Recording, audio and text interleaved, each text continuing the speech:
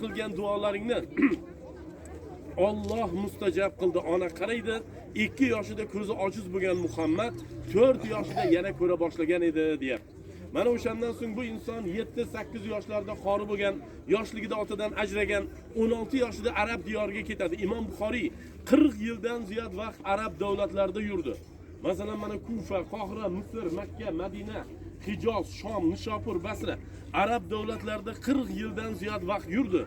600 mingdan ziyod hadislarni to'playdi va ular ichidan 7275 ta sahih hadislarni ajratib, ularni kitob shakliga keltirdi. Arablar butun unvonlar berdi. 16 yoshida ketgan Imom Buxoriy 58 yoshida vatani Buxoroga kelsa, akasi, onasi olamdan o'tgan bo'ladi. Imom Buxoriy butun Buxoro xalqiga ilm o'rgatdi. Buxoro xalqi bu insonni juda hurmat qilgan. Bu ko'pchilikka yoqmagan.